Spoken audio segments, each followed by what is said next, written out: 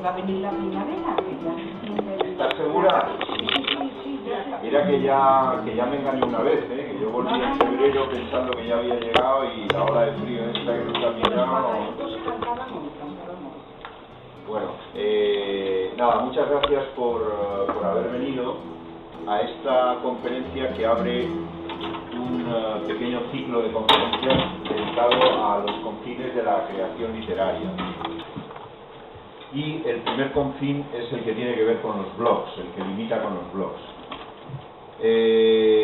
Blogs o bitácoras, ¿no? Que también se traduce así, aunque hay voces autorizadas que piden que sencillamente se acepte blog y que con eso funcionamos estupendamente. Para hablar de los blogs hemos invitado a Ricardo Bada, que es un periodista español nacido en Huelva hace apenas unas décadas. Casi 8. Bueno, ahí va él, ¿no? Pero en fin, no, desde luego confundiendo a la gente, porque ya no se viste como no te hacían esa edad, ni muchísimo menos. Pero bueno, él está desde el año 63 en Alemania, residiendo en Alemania, como periodista radiofónico, ha tenido una larga carrera y, bueno, es escritor de relatos, poeta, editor de obra ajena, desde García Márquez hasta Heinrich Böll, si no me equivoco, y un exitoso bloguero, él nos dirá desde cuándo, A mí esto del blog me llama mucho la atención, trato de cultivarlo, pero siempre con alguna precaución. Todavía tengo esas precauciones, sobre todo por lo que pienso va a ser como una pequeña esclavitud, porque realmente uno cuando empieza un diario pues se ve un poco obligado a continuarlo, ¿no? Es además un diario bastante peculiar. A mí dándole vueltas a la cabeza, ¿qué diríamos de lo vas a decir todo tú, pero en fin, por decir cosas como muy elementales, me he acordado de que cuando me acompañaron aquí mis hijas, yo tengo 2 hijas pequeñas, en diciembre del año pasado, entramos en unos grandes almacenes y la pequeña me decía: papá, quiero que me compres un diario. Y yo le decía: claro que sí, Julia, ningún problema, yo te compro un diario. Y estuvimos viendo y me decía: no, pero no hay ninguno como los que yo quiero. ¿Y cómo son los que tú quieres? Con una llavecita para que nadie entre en el diario, ¿no? Bueno, entonces eso es lo que quería ella. El blog es todo lo contrario, es un diario abierto a todos los vientos y en todas las direcciones. Entonces yo creo que esa es una de las características que define lo que es un diario, su capacidad de generar, por así decirlo, visibilidad, y al mismo tiempo también de dejar que los demás puedan entrar incluso de manera activa, ¿no? Hay millones de blogs en estos momentos, es una cosa que se reproduce a una velocidad de vértigo, como todo lo que tiene que ver con Internet, ciertamente. No hay hay un gran porcentaje de blogs en español con respecto al total, a esos millones de blogs, pero ahí estamos y ahí creo que debemos estar, ¿no? Desde luego el Instituto Cervantes, pues contento de que haya cada vez más blogs en castellano, en español, y que alguno de ellos pues tenga el éxito que tiene el que firma Ricardo Bada. Yo ya no voy a decir más de este asunto, porque Ricardo nos va a ofrecer una conferencia preciosa, absolutamente preciosa, y sencillamente pues quiero agradecerte que hayas venido desde Alemania en estas condiciones climatológicas no muy benignas, y que esta ciudad, a pesar del frío, es preciosa, absolutamente preciosa, y que estamos encantados de que empieces a colaborar con el Instituto en Estocolmo, como ya haces en Hamburgo y en otros lugares. Muchas gracias. Bueno, tengo que decirles antes de comenzar que yo suelo hablar a una velocidad muchísimo mayor, pero tengo a una intérprete a la cual tengo que respetar, entonces tengo que leer muy lento para que ella pueda seguirme. La ventaja para ustedes es que ella no va a hacer una traducción, no va a leer una traducción, sino que va a interpretar.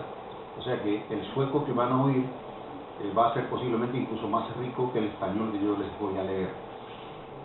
Esa es la ventaja para ustedes. Quería solamente llamarles la atención acerca de este hecho. Vargas Llosa se declaró hace poco ferviente defensor del papel, del cual dijo que le infunde un respeto casi religioso al escritor, y añadió de manera contundente: si la literatura se hace solo para las pantallas, se empobrecerá, porque la pantalla hace que pierda profundidad y riesgo. Después de lo cual, Vargas Llosa terminó creando una falsa dicotomía entre el libro y la máquina. La gran amenaza, dijo, son las máquinas que puedan acabar con el libro. No sabemos qué va a pasar con ese desafío para la literatura que es la pantalla. Parecería, diría yo, como si los libros los imprimiesen artesanos con sus manos y no, desde Gutenberg, unas máquinas impresoras. El escritor boliviano Edmundo Paz Soldán, de quien tomo las citas anteriores, le replicó así: Vargas Llosa tiene razón. No sabemos qué pasará con la literatura ante los nuevos desafíos tecnológicos. Lo que sí es seguro es que hay niños y adolescentes que algún día serán escritores y que hoy tienen un respeto casi religioso por la pantalla. Concluir que no habrá profundidad y riesgo en la literatura escrita por ellos es, cuando menos, apresurado y cuando más, arcaico. Hasta aquí la cita de Edmundo Paz Soldán. Yo nací en el 39 y pertenezco más bien a la generación de Vargas Llosa, nacido en el 36, que a la de Paz Soldán, que es del 67, el año en que nació mi primera hija, Rebeca. Y sin embargo, con quien me siento más vinculado en este tema es con el joven boliviano. Quizás porque escribo en pantalla, cosa que Vargas Llosa no hace. Y de igual modo que Vargas Llosa aún debe sentir como buen escritor de raza el vértigo de la página en blanco, que también yo lo he sentido sin ser escritor de raza, de igual modo, digo, yo siento el vértigo de la pantalla en blanco, con una atenuante respecto del papel, y es que ahora sé que una vez embarcado en la tarea, escribiendo ya el texto, dispongo de un instrumento impagable para cortar, borrar, trasladar de lugar una palabra, un párrafo, hacer en fin todo lo que en el papel exigiría una nueva copia cada vez. Dicho de otro modo, la pantalla es un aprendiz de brujo que ayuda a mantener el control de las escobas. Pero, hasta que se entienda a cabalidad y se desarrollen todas sus potencialidades, todavía queda un camino por recorrer, y esta charla mía intentará ser una especie de vademecum de ese camino, y me servirá para decirles otra cosa que también ya sé, pero me la reservo para el final. Porque la escritura en la pantalla es proteica, lo abarca todo. Desde el mail que le enviamos a una joven amiga en Australia, hasta el comentario que dejamos al pie de una columna en la página web de un diario colombiano, pasando por un artículo que escribimos para el suplemento cultural de un diario mexicano o para una revista madrileña, o bien un memorándum que redactamos para conservar los datos esenciales de un hecho que nos pasa en nuestra casa, ya sea en Polonia, como en mi caso, o en Estocolmo, como el de ustedes. En fin, todo lo que es susceptible de articularse por escrito gracias a la palabra y a los signos convencionales, cuyo número se encuentra sumamente acrecentado en la pantalla por la existencia de los emoticones. Permítanme aquí un inciso para hablarles del Botox y decirles que unos investigadores de la Universidad de Múnich, en Polonia, en Alemania, han chequeado que los implantes de Botox, además de restarle capacidad mímica al rostro, hacen que también disminuya la actividad cerebral relacionada con los sentimientos. Y explicarles que desde mi punto de vista, los emoticones no son otra cosa sino el Botox del idioma. Enriquecedores como signos, empobrecedores como expresión de sentimientos, sobre todo porque se abusa de ellos. Cerremos el inciso. De lo que aquí quiero hablarles es que si uno de esos modos de expresarse en la pantalla y que constituye un limes, una frontera, un nuevo confín de la posibilidad de expresarse, lo podría ser también de la creación literaria. Hablaremos pues del blog, que en España se suele llamar bitácora, en base a un préstamo del lenguaje náutico. Y está bien que así sea, porque los blogueros somos quizás los más renomados de los internautas. Llegados a este punto, lo primero que debemos precisar es que no todos los blogs, por serlo, son literarios.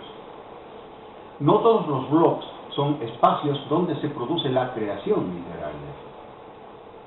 Y lo segundo que debemos tener en cuenta es que no existe una frontera clara a los efectos de la creación literaria entre el blog y la página web, o el dominio, o el portal, o como quiera que lo quieran llamar, a un espacio virtual propio.